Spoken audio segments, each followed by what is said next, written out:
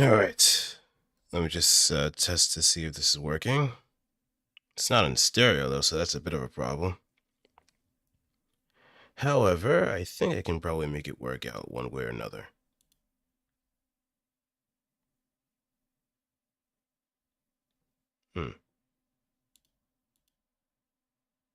I don't know why.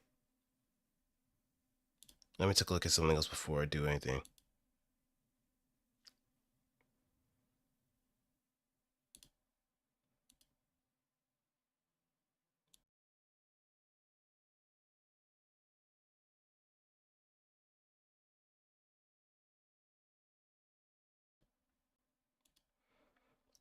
I don't know why, but it went back to that particular setting. You'll see what I mean.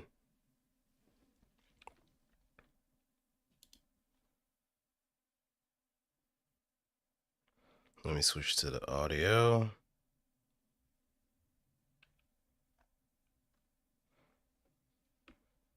So y'all can bounce with me. All right. Now it should be...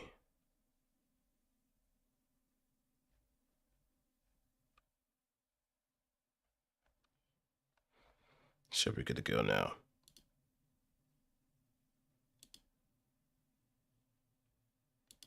All right.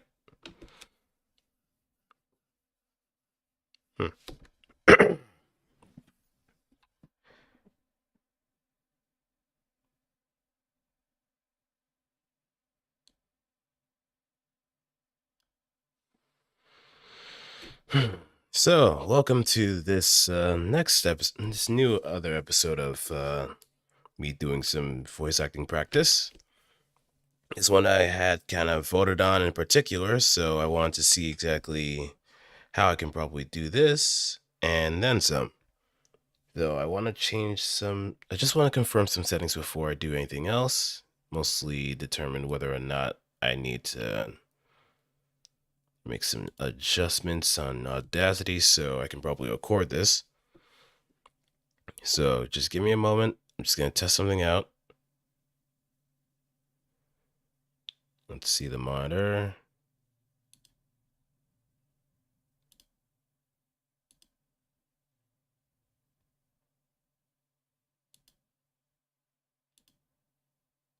All right, test.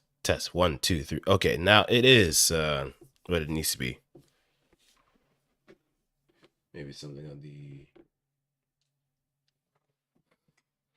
Okay, so it's just on the interface of OBS that shows that it's like one singular track. But on Audacity, it's perfectly fine. That's good.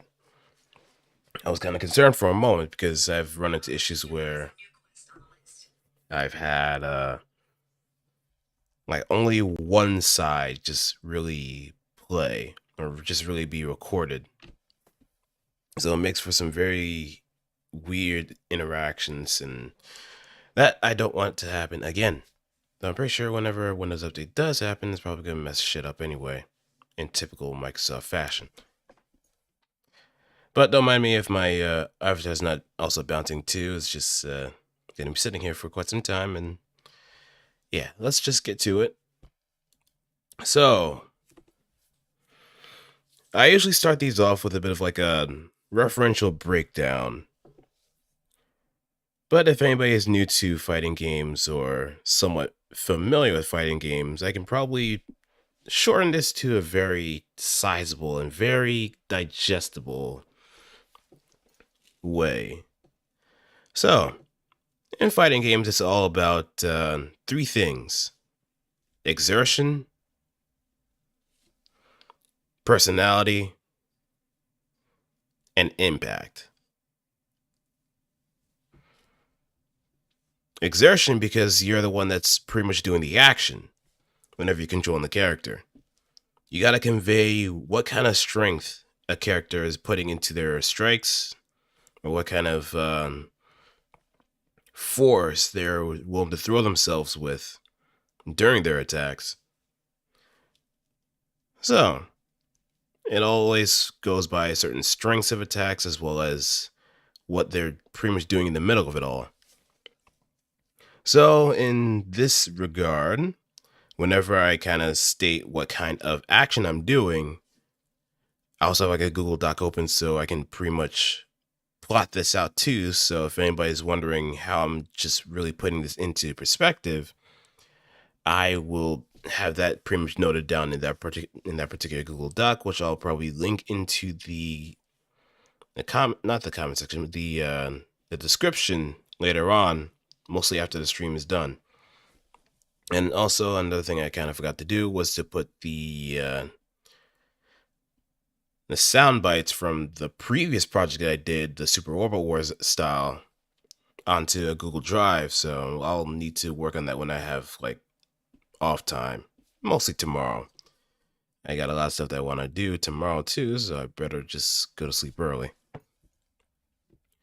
But personality, that's also going to be playing into the movement as well as like the actions of the character whenever they are doing something in a fighting game, whether it's just taunting or during attacks as well.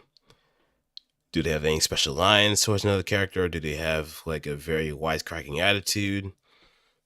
Are they no nonsense? So on and so forth.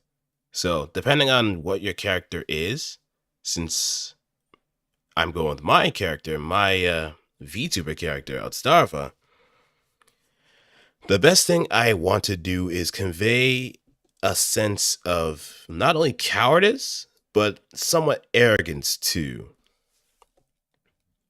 Because he relies a bit on his AI companion and on his visor to do some of the busy work. But also he's trying to survive as much as he can in an unknown situation where he was pretty much plopped into. So the best way I can probably convey those particular actions is just like coping mechanisms, wisecracking, sometimes even just wondering whether or not he's going to hit or whether or not he's going to survive a certain kind of hit. So, one thing I probably want to do is focus on the attacks first. And then after like a later point in the project, I want to do more like taking damage. So I do want to also reiterate or probably warn people that there's going to be a bit of a sound warning since I will be screaming at times. So I encourage you to have your volume at a moderate to low level if we get to a certain point. Because after all, I want to get that exertion part down right. Otherwise, it doesn't feel natural, which leads into the impact portion too. Because exertion and impact work together. If you have a weak exertion, you're going to have weak impact, which is fine in some situations. But if it's for certain attacks that have like very close distance involved, you want to have some sort of idea of whether or not when it's making contact, how bad will it hurt? If they're afar and they hit you with something pretty hard hitting, or you want to convey a bit of recoil from a certain attack, then yeah, you want to be able to convey that impact really well. Because you don't want to have any kind of anemic hits or anemic characterizations for certain attacks too. So, without further ado, let's just get this party started. We're gonna be starting with a few things here and there. Simply the normals.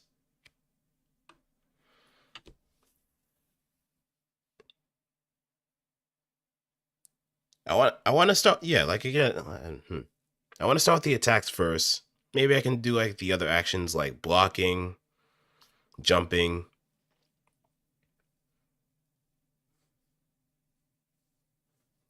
maybe recovering too. And they'll be like separate tracks. So, you know what? Let's roll with this. Let's roll with this.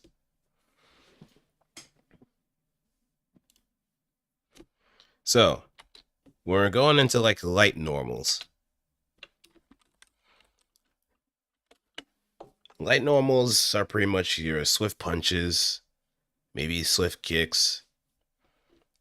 You're just throwing out a little bit of air through the teeth. Like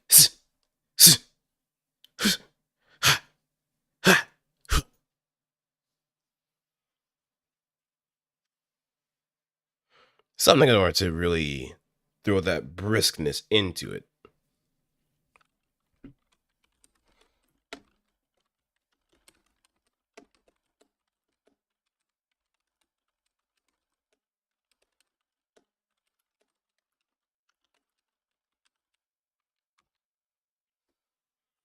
So I'll do a suite of light attacks so you can get an idea of what I'm trying to go with. Ready? And start.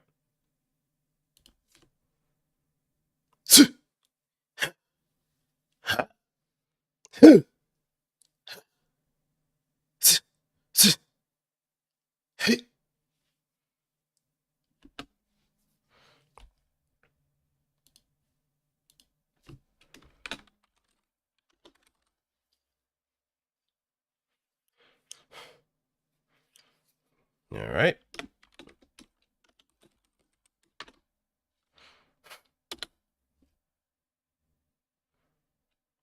Gonna do another one, but this time with mediums.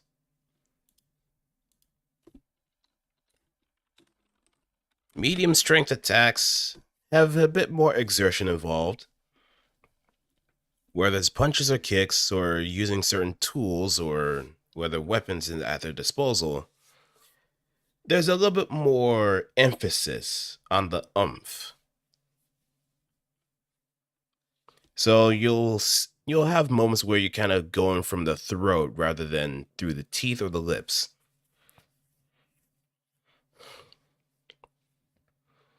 So that way you have a good idea of how hard they're trying to hit and what happens when they do hit. So for example, here's my idea of like a medium attack.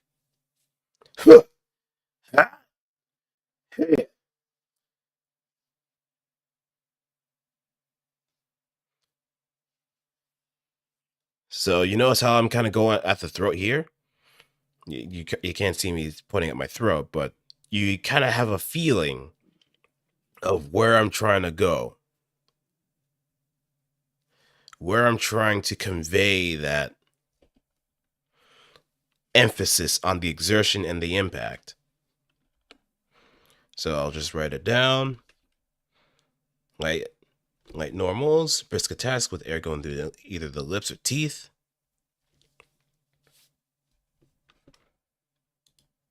And I should also add utilizes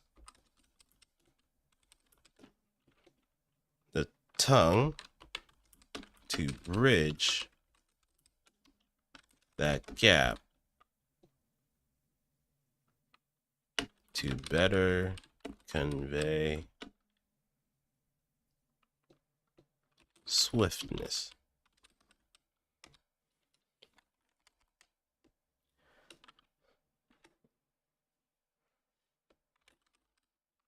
Medium, moderately.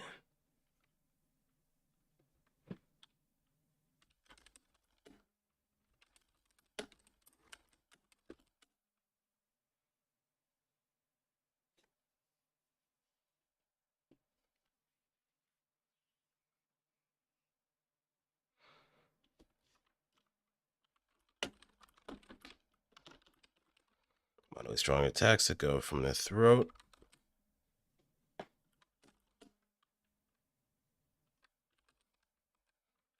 To properly convey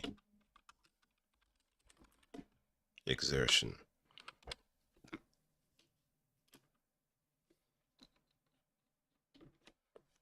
Okay, so let's do another one. Add new. Let's solo this so we don't get any overlap.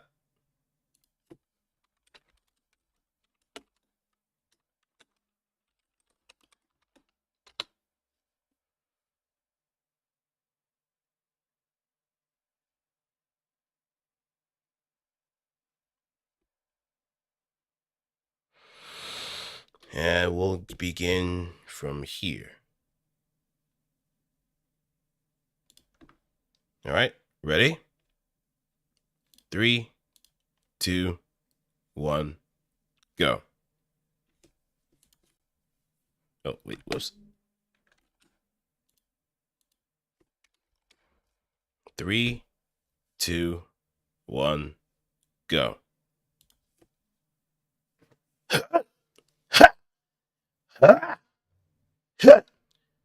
Hit.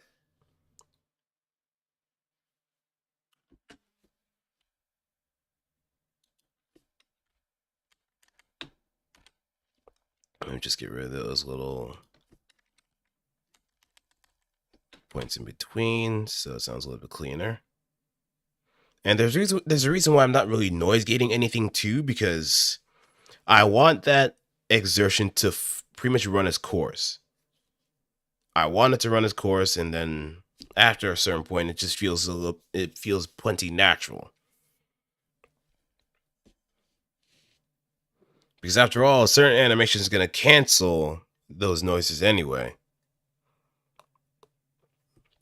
Because you don't have a point where it's going to stop so suddenly where it just feels unnatural.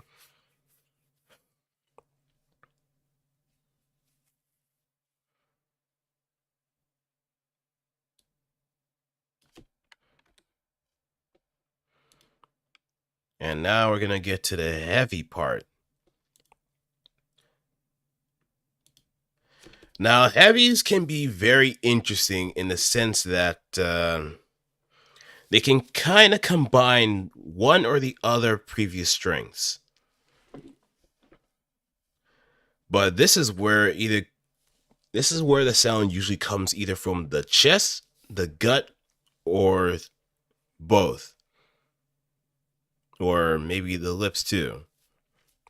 It's like using your entire body in order to convey that strength behind it.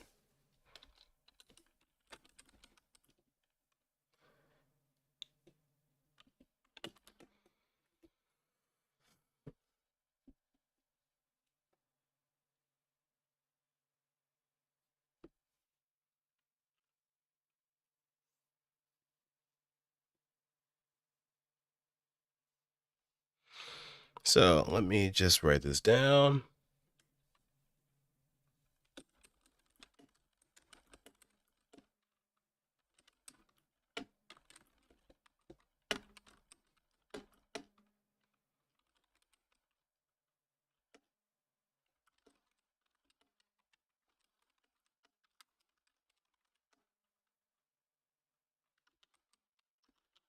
And heavy attacks are definitely one of those things where you can kind of cheat a little bit too. Because there's some certain phrases that are used or certain things that can be bridged in between that allows you to convey that motion with a bit more finesse, if you will. It gives you that extra bit of flexibility so you can really make it work.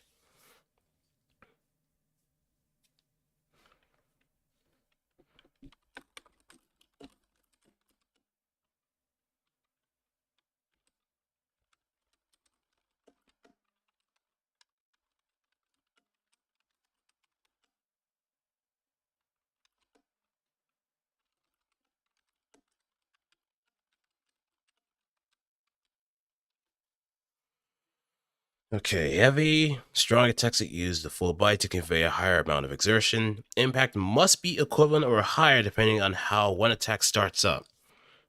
So if there's like a charge behind it or some sort of running start, there has to be something that matches up. Otherwise, it's not going to feel the same. It's not going to feel right. So let me switch over, add a new track.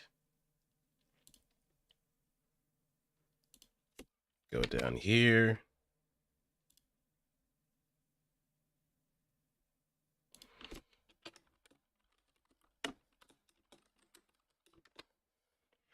And the suites that I'm mostly doing kind of cover a lot of angles, whether it's just jumping attacks, crouching attacks, or standing attacks. it covers all the ranges needed.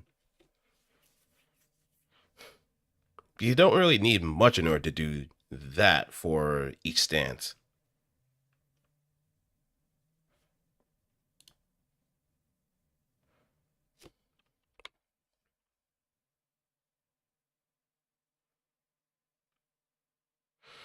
Okay, so let me solo this. And let's get to it. We'll just start from here.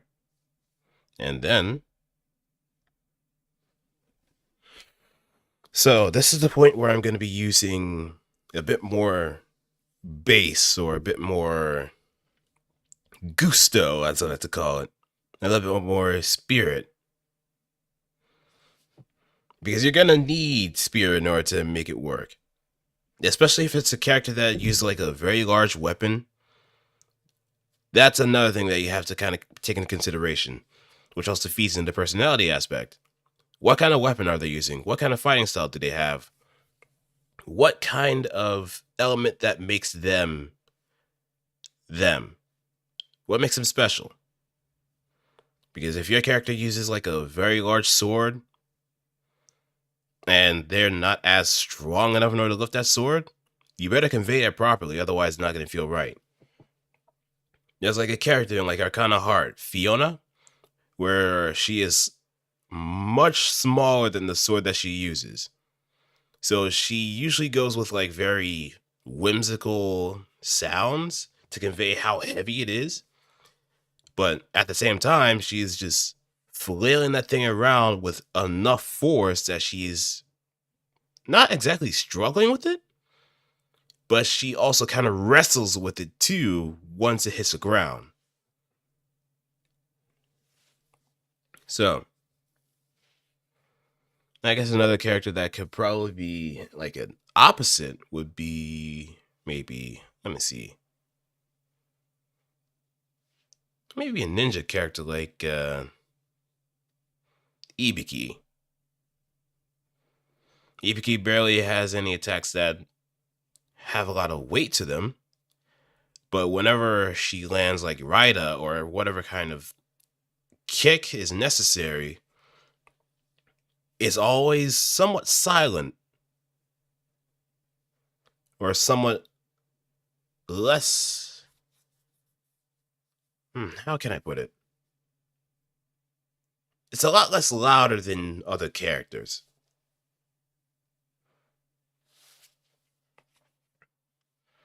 But I'm delaying too much. All right. Let's start in 3, 2, 1, go. Yeah! So yeah! Woo! I kind of flinched there.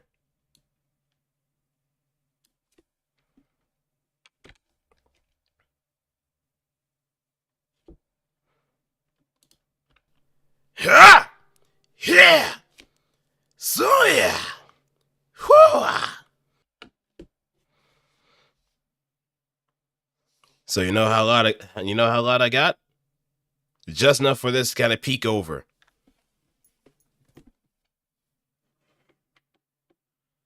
And I have my dial set very close to low on top of that.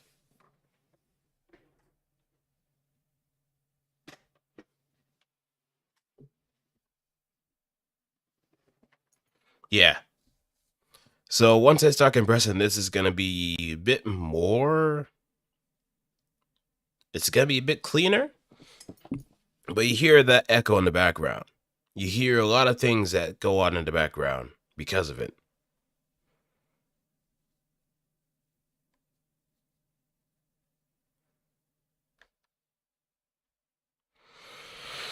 All right. So that kind of wraps up the normals.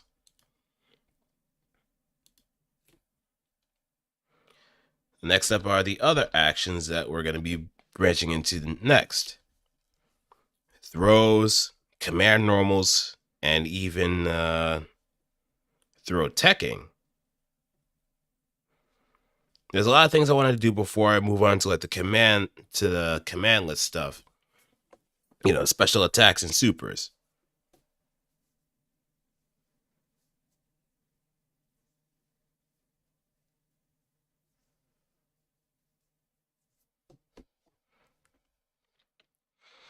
So I want to kind of break this down as much as I can in order to be easy to follow along.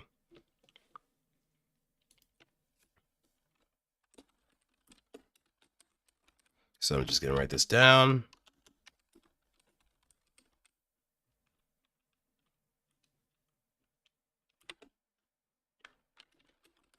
Throws, text.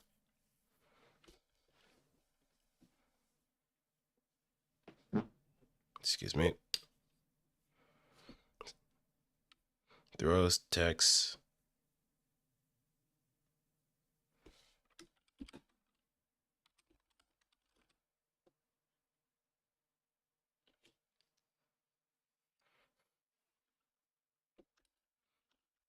Defense.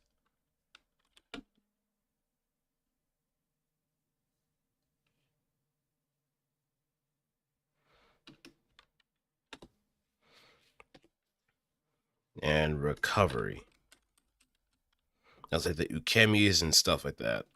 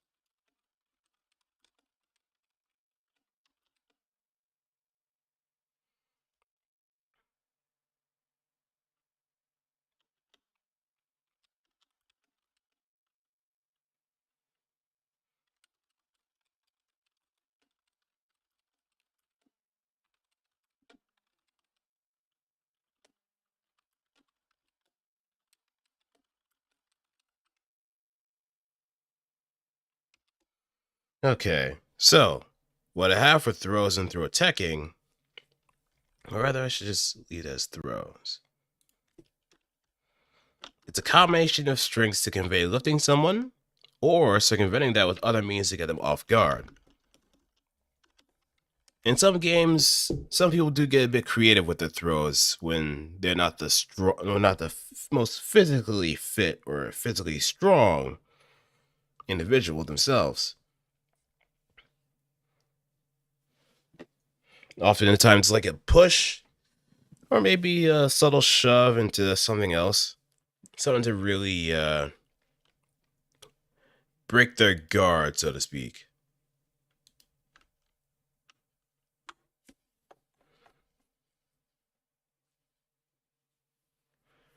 Like if I remember Teddy's throw from Persona 4 Arena, he doesn't lift you up or doesn't do anything zany. He's just knock knock. Who's there? Smacks you with a bancho fan that sends you flying.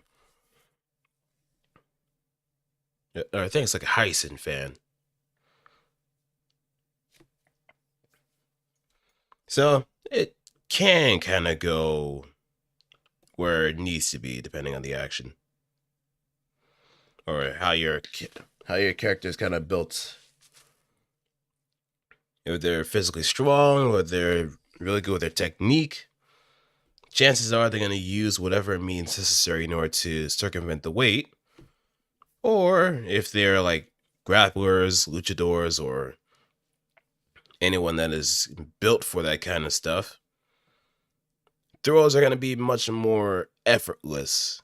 Or depending on how bad they want to hurt somebody, they'll put all their weight into it too. So, my character can be a bit of a cheesehead. Like I said before, he's somewhat of a coward at times too.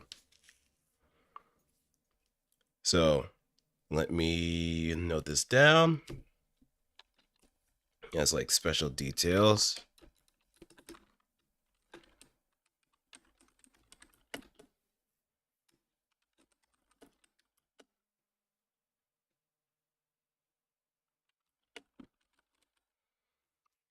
And there's gonna be a point where I'm gonna be revisiting this too. Because the way that I have my character now, he's sort of like a level 1 character, if that makes any sense. He's not entirely strong or very technical. He's just using whatever means he can in order to survive. But further down in the story that I have for him, that is where he starts getting more experience. He meets other people that'll give him the proper means to defend himself as well as defend others. And he becomes less and less of a coward as time goes on, especially the situations he'll be put into.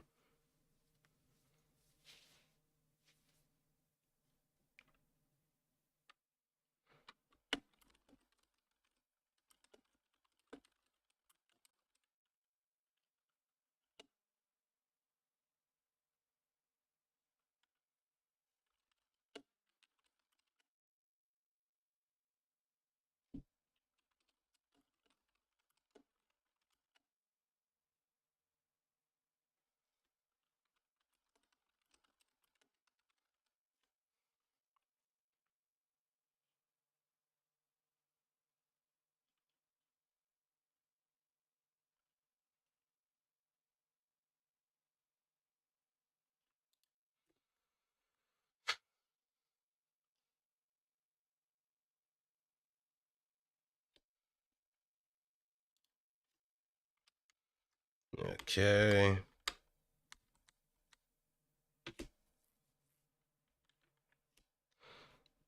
Now, also, since there are forward throws and back throws, you also got to consider what action is being done in the middle of each one.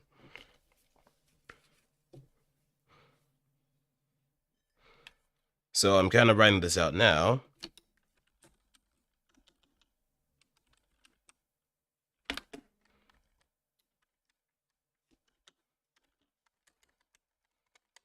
A forward throw version and a back throw version.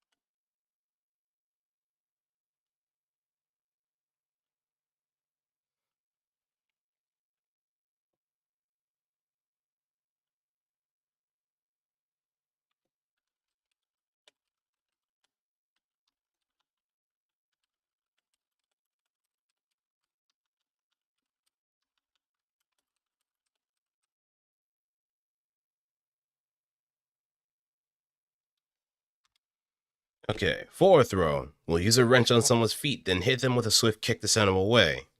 Back throw. Pull someone close into a hostage situation, fires a gun near the ear, and gunbusts them in the back of the head. So, how can I probably convey that with certain lines? Well, I'm going to do like 2 variations of that. 2 different lines for each throw.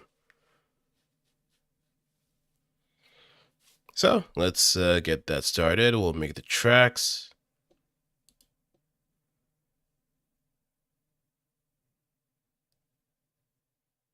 And I'm probably going to do each one twice.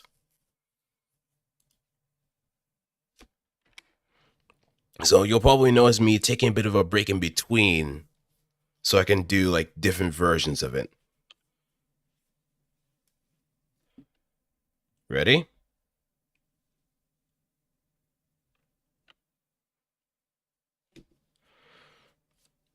Now let me actually come up with something before I just kind of fire away.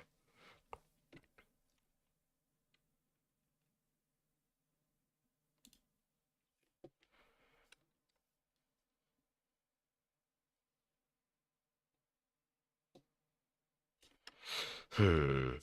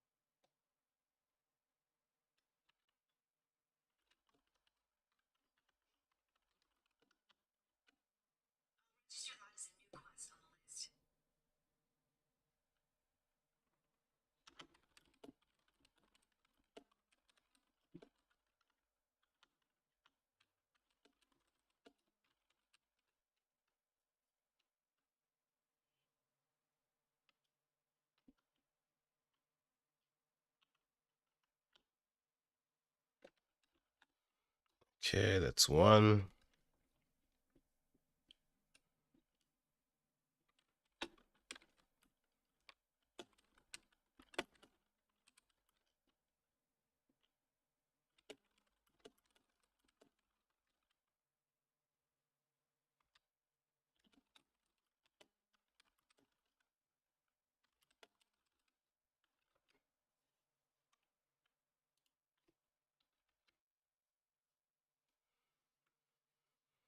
Okay, so I got the fourth row stuff. I got the fourth row lines done. Now let's do back throw.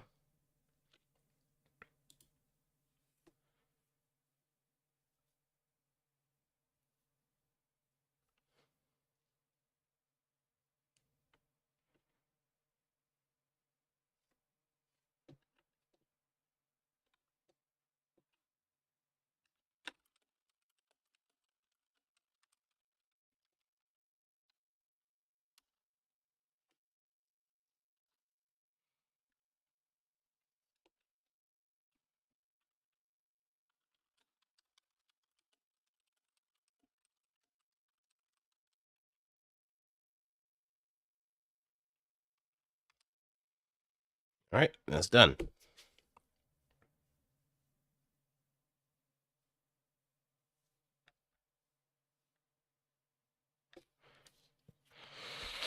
All right, now let's go to fourth rows.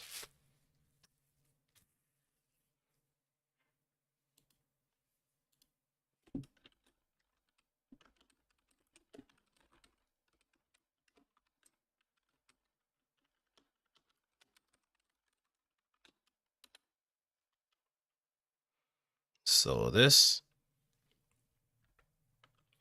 and then we'll get started. All right, ready? And go. Oh, it seems like I missed a spot. I should have hit that spot right here! Hey, there's a big bug on your foot! Wait, now it's there!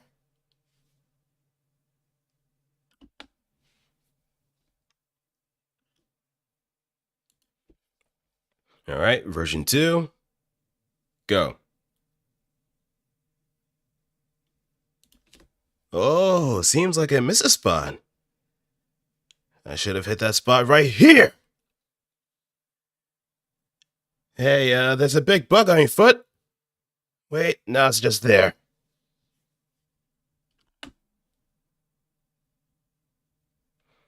Eh, let me try another way of doing that.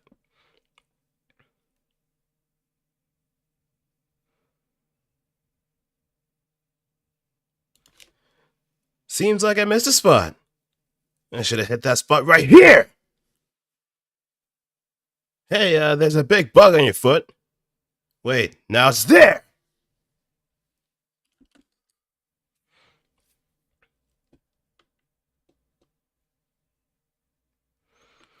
All right.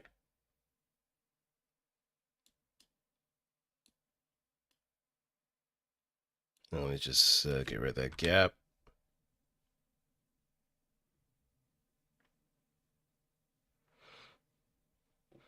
And we're going to do another one for the back throws. Same thing.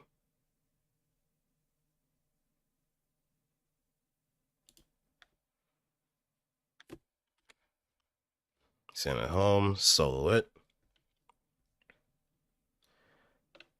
Rename and set it to this.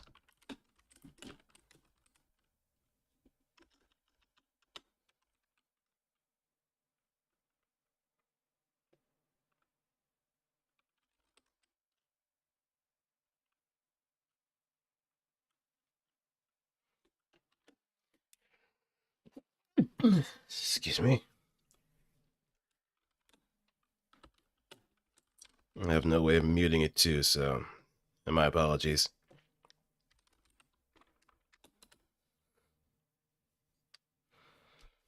Okay, so now the actions.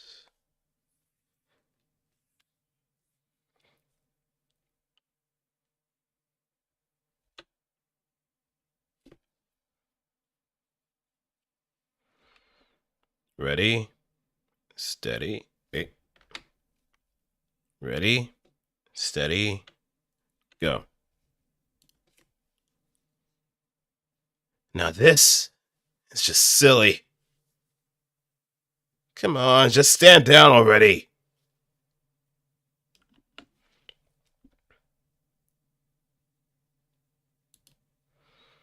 And version 2.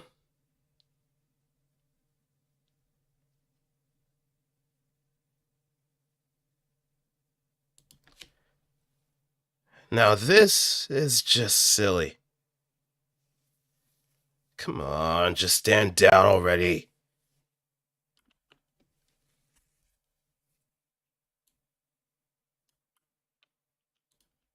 Now this is just silly. Come on, just stand down already. Now this is just silly. Come on, just stand down already.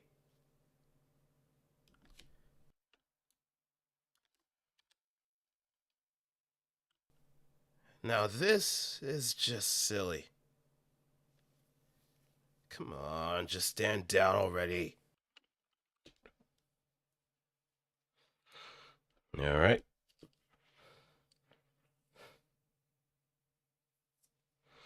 Let me just drink some tea.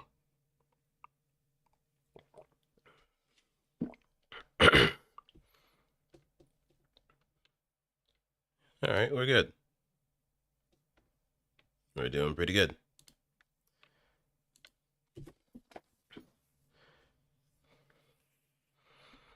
Now, the most important thing when it comes to throws is throw teching.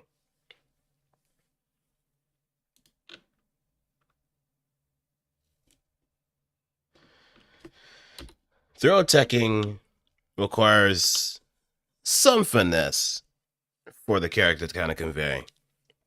Some level of finesse in order to make it work.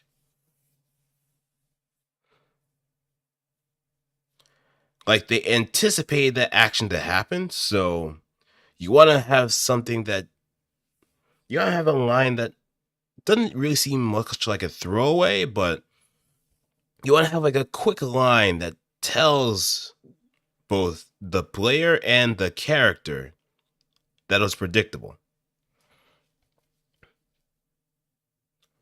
Sometimes some characters kind of shy away from that, or either choose to say nothing at all, just like a small grunt, or they just talk a lot of shit in the process.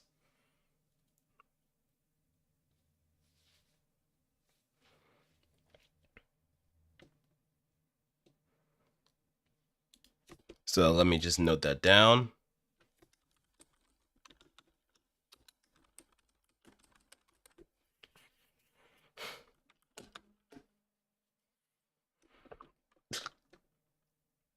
An action of finesse and dexterity, as well as reading the opponent's intentions.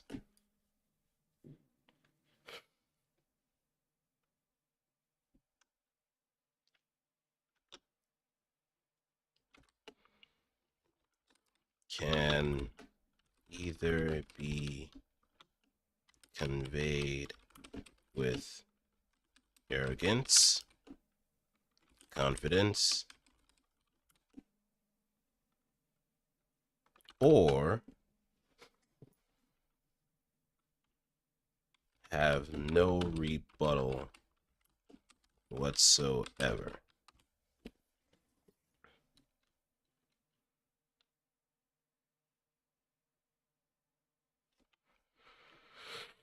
All right, so let's get into this territory. And I also want to save just in case too.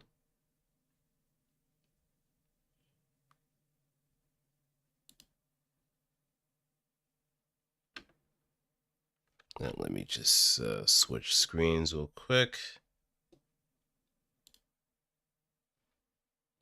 Just in case anything shows up.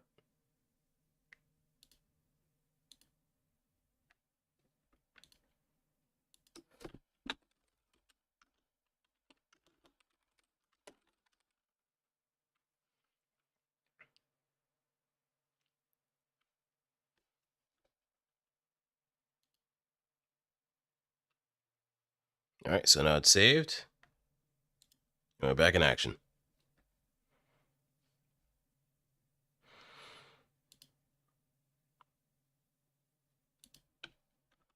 And let's double tap on that too. So let me add another track.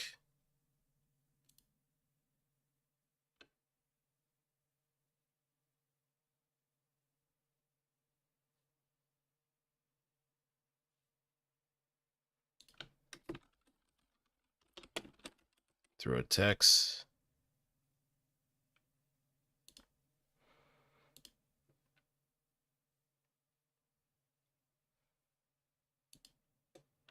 Also, I forgot to edit something too.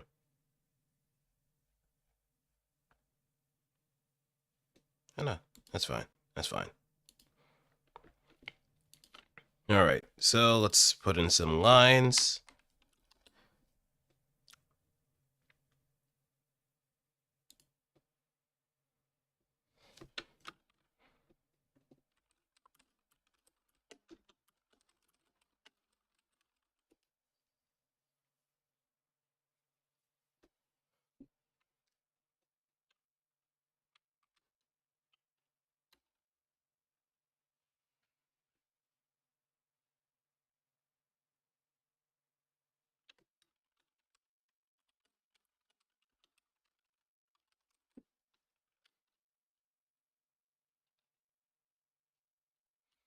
Three lines would do.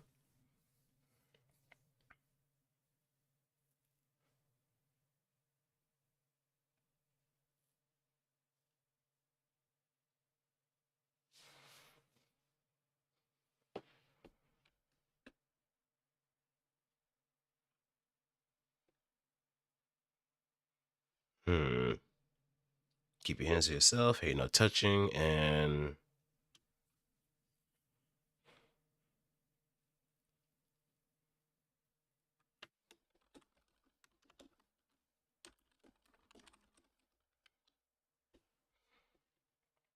And these are going to have like different variations of it too.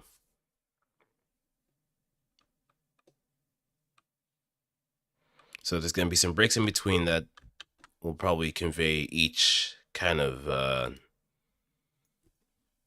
inflection, or not really inflection. What's the best way of putting it? It'll be used to kind of bridge that gap with different tone of voice and so on. Okay? Three, two, one. Keep your hands to yourself. Oh, I forgot to solo it. All right.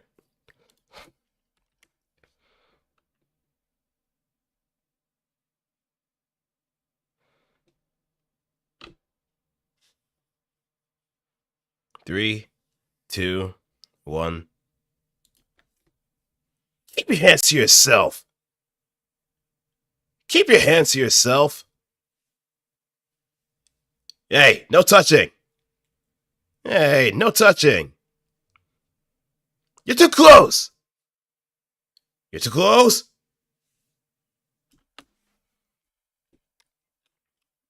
All right, let me play it back. Keep your hands to yourself. Keep your hands to yourself. Hey, no touching. Hey, no touching. All right, let me scribble a little bit.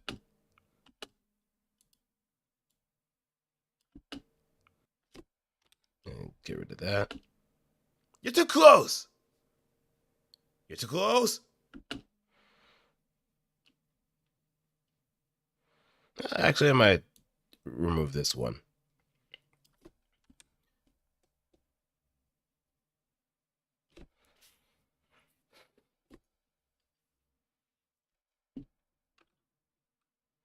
Yeah, so just these two will do. Or I might say like more of an Easter egg kind of deal. Now, you know what?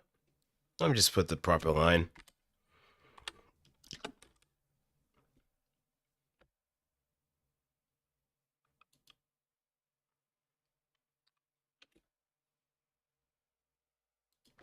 You're too close, man. You're too close, man. You're too close, man. You're too close, man.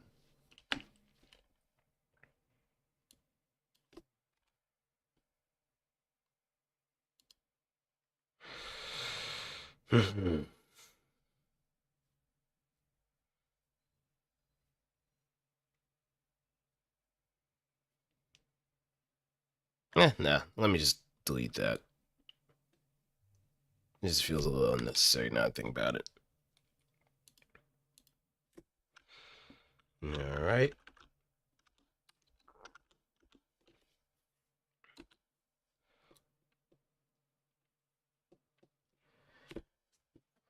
Now we have another staple of some 2D fighting games, the guard reversal, or guard cancel. It goes under various other names in different kinds of fighting games, but the concept is always going to be the same. Where you're kind of breaking away from defense, or breaking away from someone's onslaught of offense while you're stuck in block. Why am I going for this before doing anything relating to damage? It's still something that's gonna play into it relatively soon. But I feel like it would be important to just nip this one in the bud so I have a better idea of how I can properly go about this.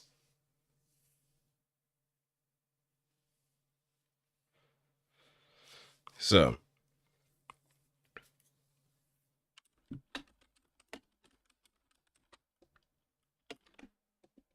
guard reversal.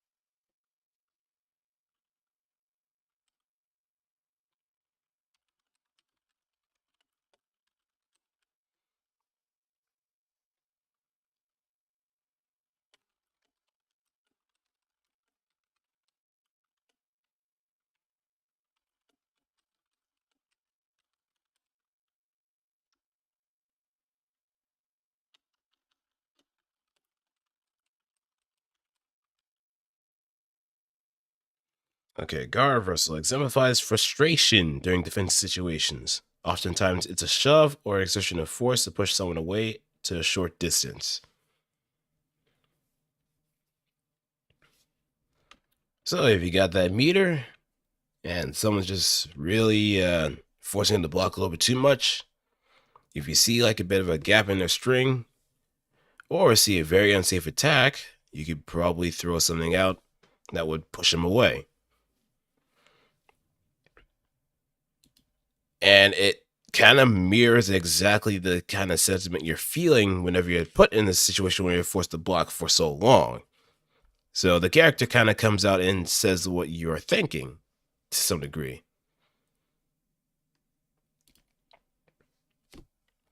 You and your character are one and the same at that point, in the sense that they don't want to block any longer and they want to be on the offense.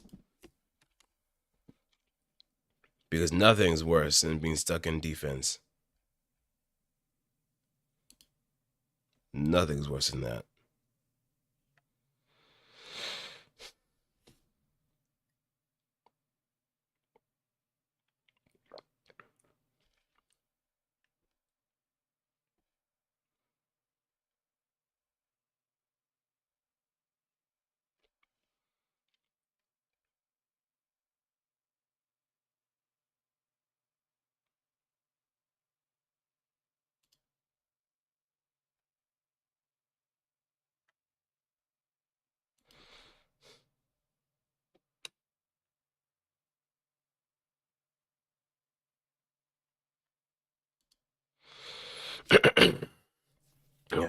All right.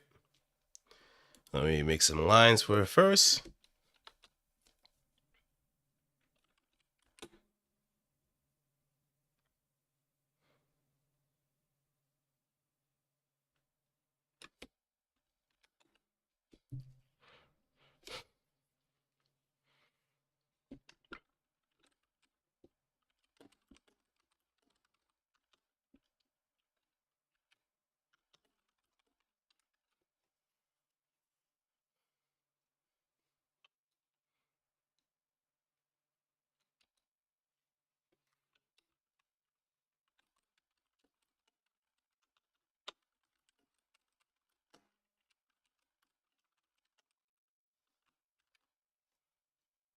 All right.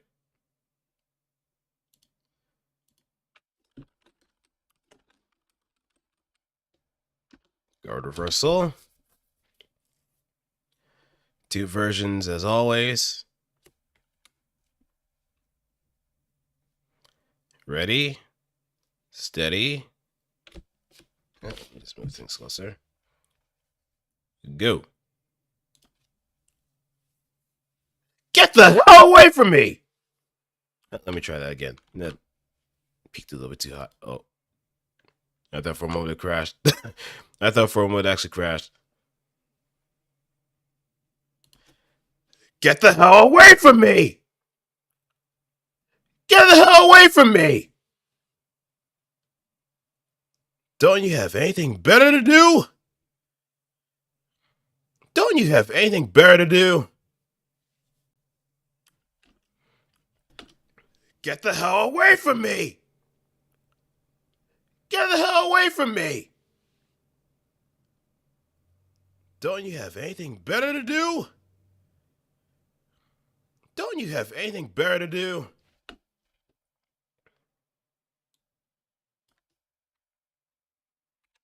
Don't you have anything better to do? Don't you have anything better to do? All right, there we go.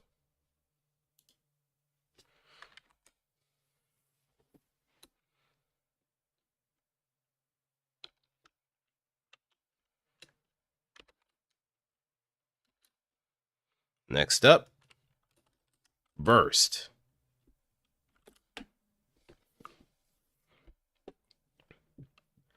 The other defensive mechanic that's mostly commonplace in a lot of anime-based fighters.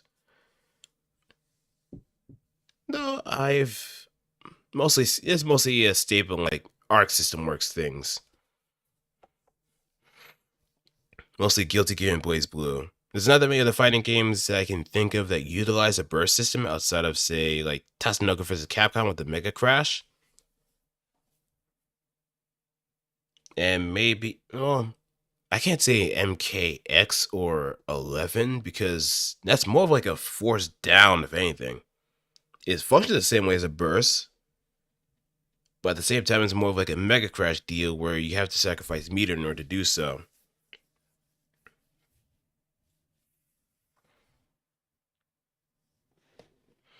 But it does come in handy, having like an active defense method.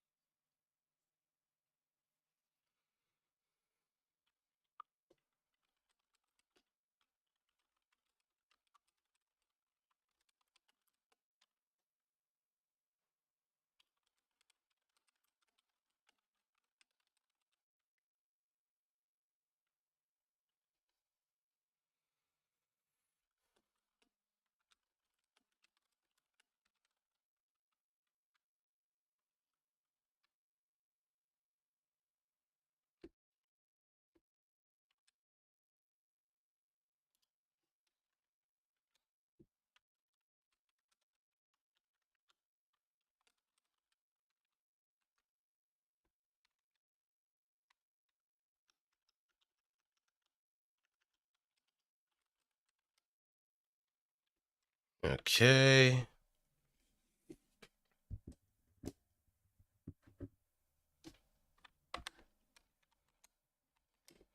Burst, a powerful force that repels anyone near it, used with great force, willpower, energy, or conveyed with gadgets to push someone away.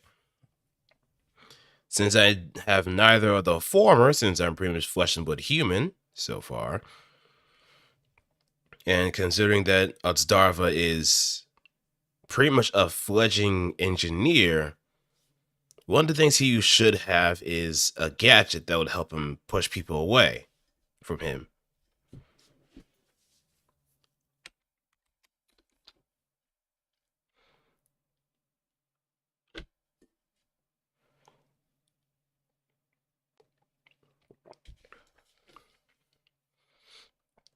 So,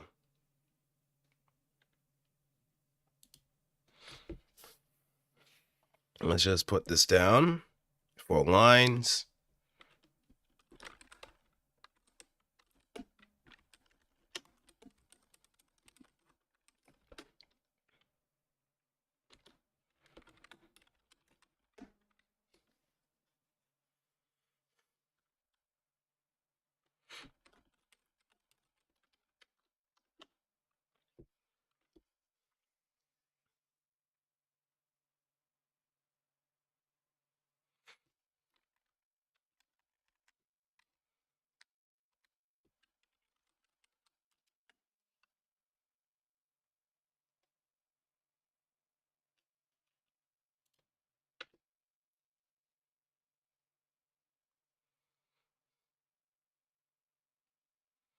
All right, lines are set. So now we can move on to making the next track.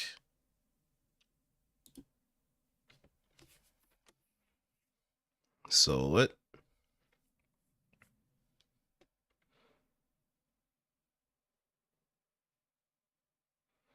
A powerful force that repels anyone near it, use with great force will. Yeah.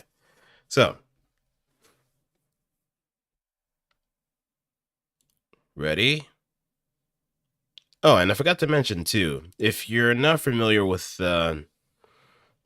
my character, Otsarva, the headset that he has on is pretty much a visor with a built-in AI inside of it, which is pretty much his survival guide and necessary means to really interface with a lot of other things in the universe that he's in. He's a very powerful AI and pretty much has control of a lot of other things in certain regards. But it's only limited to help him. Only limited to help Otstarva. No one else can wear him that easily. But it does take his toll on.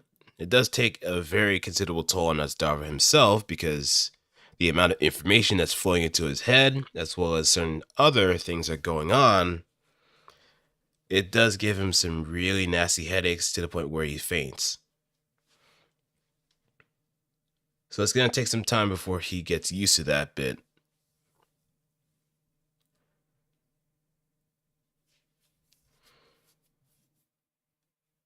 All right. So,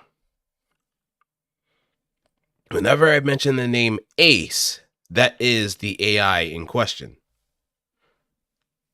The all calculating eyes.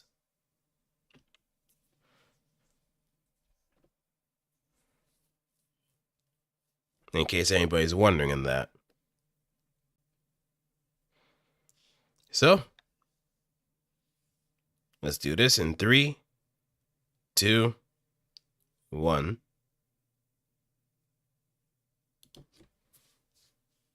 Repulsor activated! Repulsor activated! Ace, do the blasty thing! Ace, do the blasty thing! And let's replay that. Repulsor activated! Repulsor activated! Ace, do the blasty thing! Ace, do the blasty thing!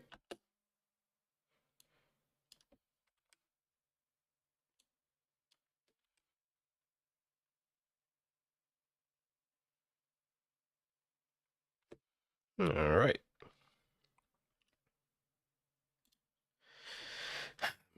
Doing these things just really take the wind out of me too, considering how much I kind of go at it. But so far, I'm doing pretty well. I'm not on the verge of just falling apart here. So that's nice.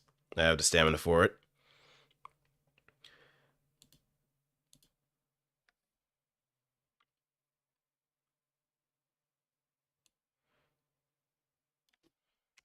Like when I was doing some other stuff in the past, I was pretty much lucky with the whole concept of just doing something as short and sweet as possible. Because when it comes to like doing a lot of talking, it's easy. You could actually have a lot of breath behind it too. Especially if you're trying to convey lines with a little bit more emotion than others.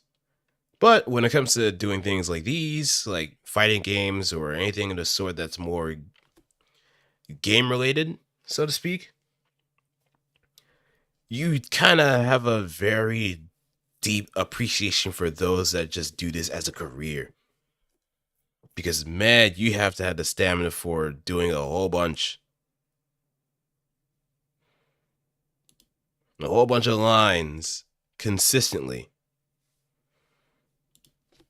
And trying to match whatever the director's been trying to give you to match that scene in question or match the personality in question.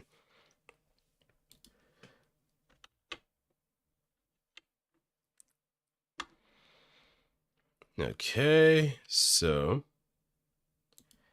that's the burst done. Now we move on to the ukemi.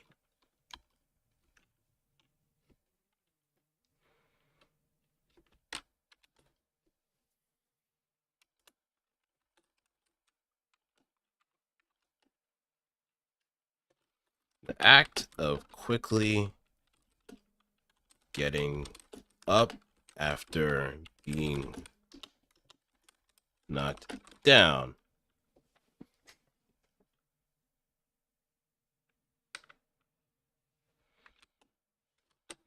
Shows an aspect of readiness and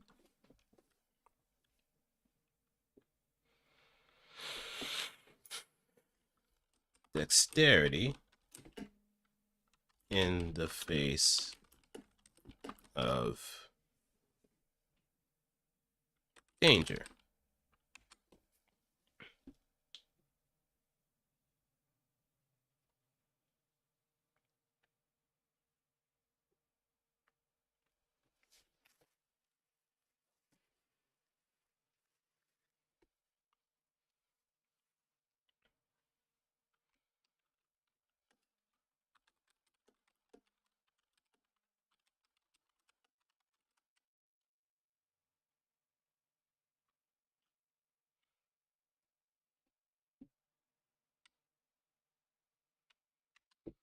Now, the Ukemi is one that is very open to generic lines, like not yet or.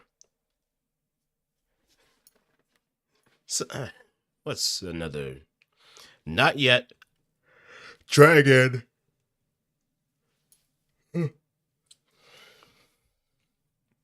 Not yet. Try again.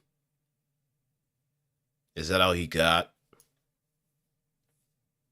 A close one. Because it also relies on brevity too. The characters quickly getting off their feet after being pushed away or knocked down very quickly. And it's usually in response to like soft knockdowns too.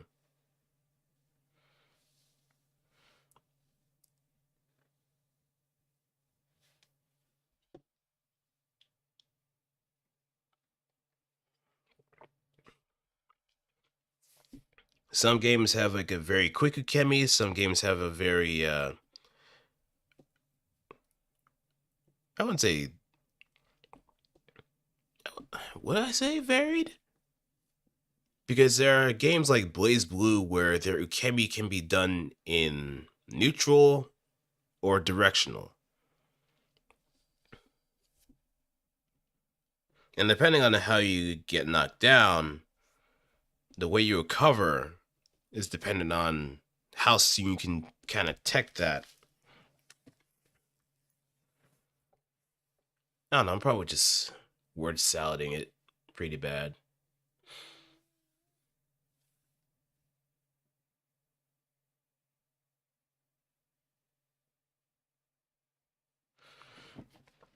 Okay.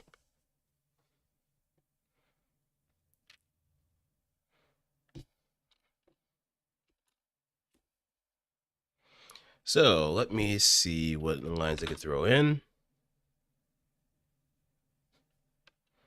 And every time I think about like ukemis in general, I always go back to Bang Shishigami from Blaze Blue.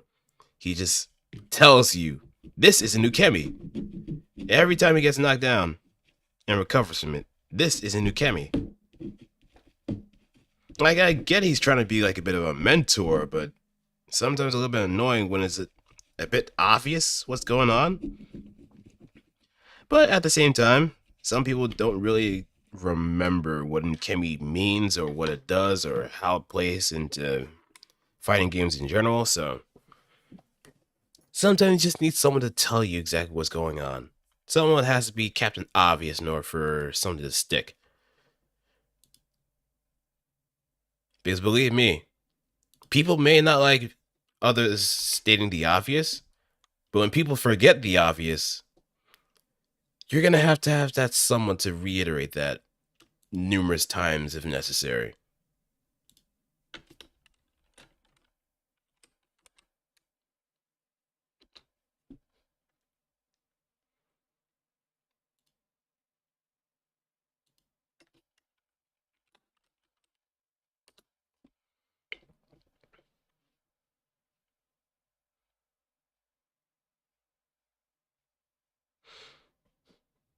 And you know what? I might make this a short stream too, since I am feeling a little bit winded.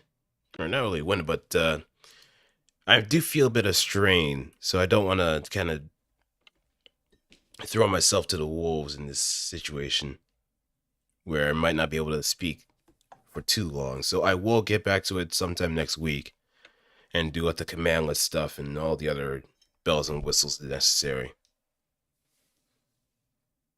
So maybe we might do damage and special interactions and so on and so forth. I got enough time in the day in order to do it. But it's just a matter of just finding that balance so I don't absolutely go overboard. And maybe that's the sign for me to just do some more exercising. That's usually the best sign.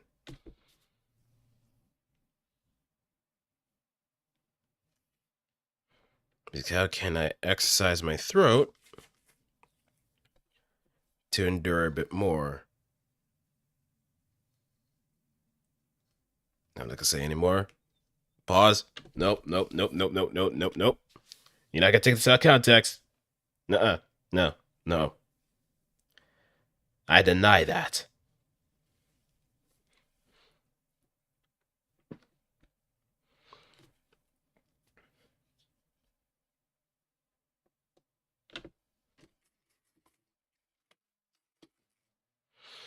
All right, let's see.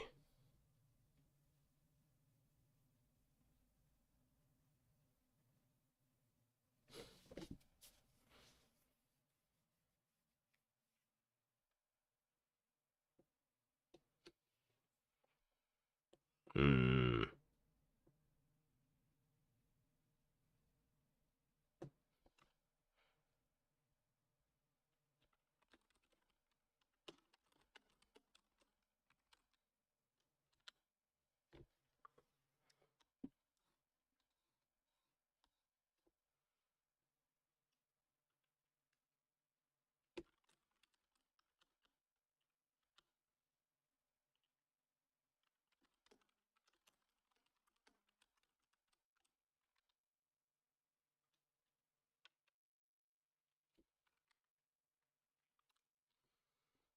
Okay.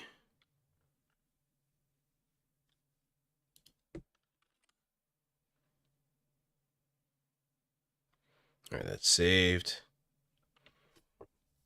And I'll be right back. I'm just gonna use the bathroom real quick before I start this recording again.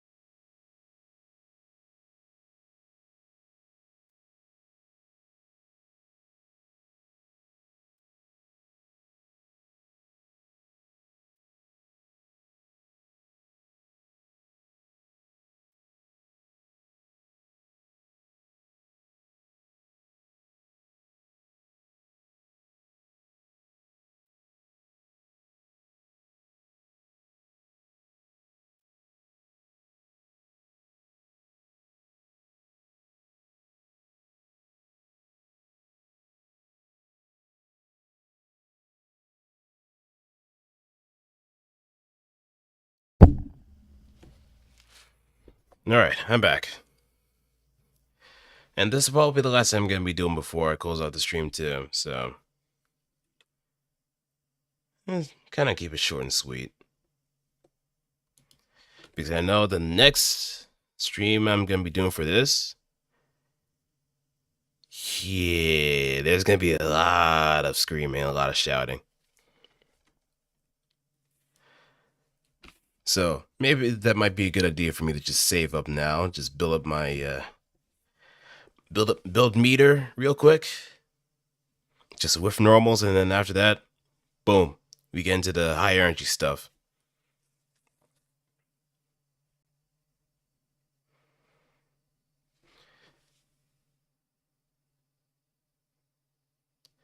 All right, ready, steady, go.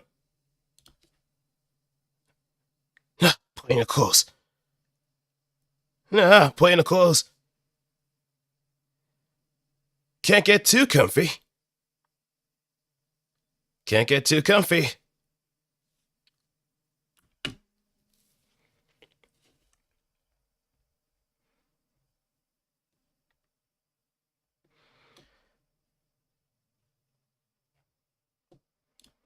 All right, that's it.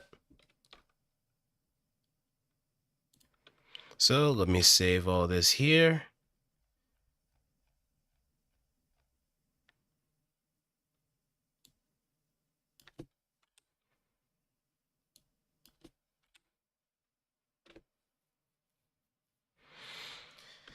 Save again. Save one more time. One more for good measure.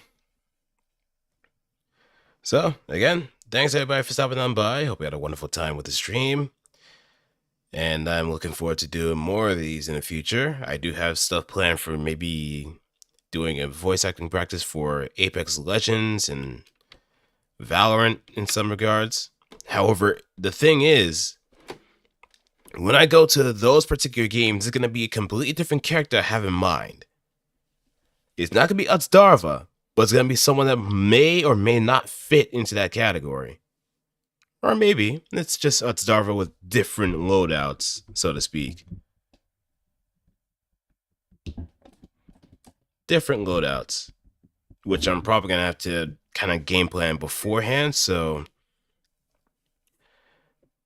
just to kind of better plan things out, how they fit into a certain universe outside of like deep lore as to like what faction they come from or how they end up coming into the games or get involved into that particular, the little nitty gritty details. The only thing I'm mostly focusing on is the gameplay aspect, and that's one thing I'm pretty much making important. With the whole fighting game thing, I'm just kind of covering as many bases as I can, whether it's just in the aspect of like Arc System Works fighting games or maybe Namco based fighting games or whatever kind of fits the bill in terms of the umbrella that's necessary and the umbrella that's there.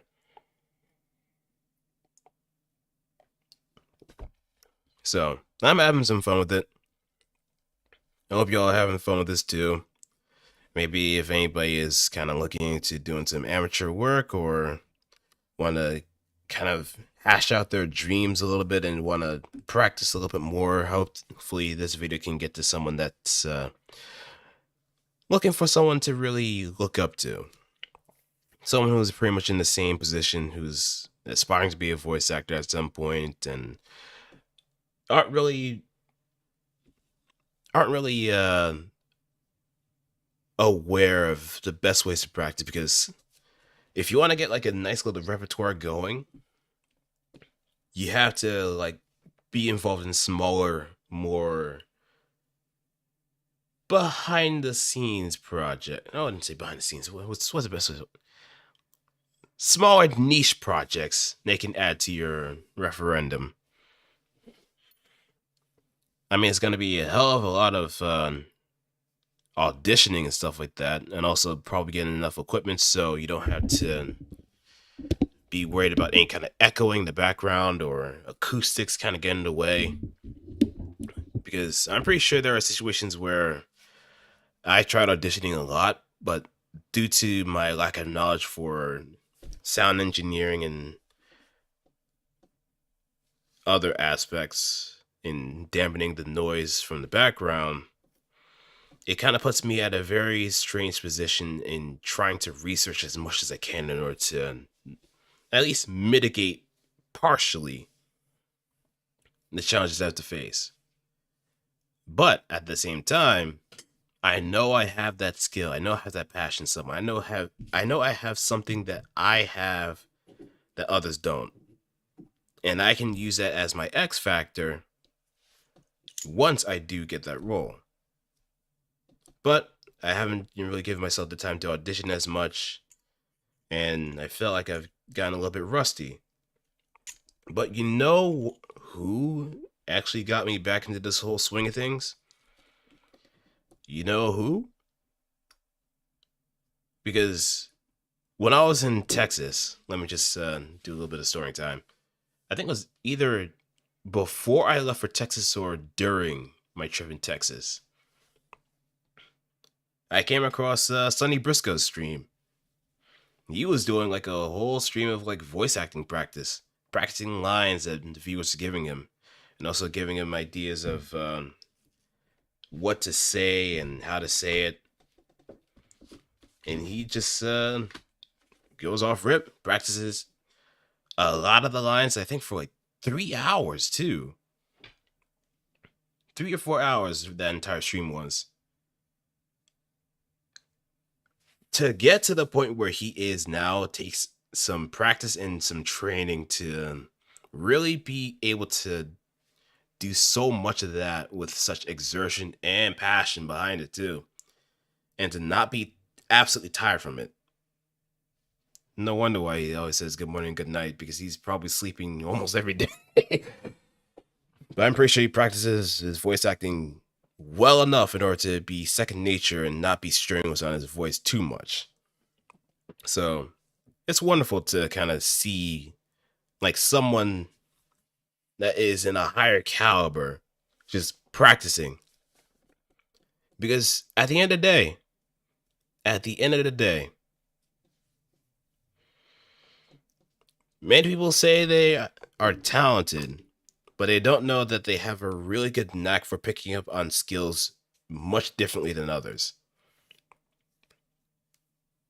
The talent, I would say, is a bit of a cop out if you just rely on it and just don't really think too much of it. Because some days, that quote unquote talent may slip from your fingers as long as you don't practice. But if you do put it into practice and try to expand on it more, then you can just really see the fruits of your labor come to the picture. Like a really good manga I could always recommend when it comes to like the whole idea of skill versus talent is always going to be Teppu. Teppu is such a great manga, and I really do recommend people reading it. But I think I'm going on long enough. I'm just gonna pack it in for today. So I will be streaming on Twitch on Friday with the Library of Ruin. I haven't been playing that as much. I just recently uploaded some parts that I've had kind of sitting in the background of my account for some time. And I meant to put some thumbnails on it, but I just kind of got lazy, so I decided just, hey, let's put it out there. Same thing I did with the Darkwood stuff too, which is another game I should really get back into. I should really get back into Darkwood and just play that for the hell of it. As long as I break down that door in that in that farmhouse, I think I might be able to get what I need to get. But I'm not looking forward to repairing all that shit in one go too. All right, y'all be good. The mission is all over. Take care, everybody, and peace out.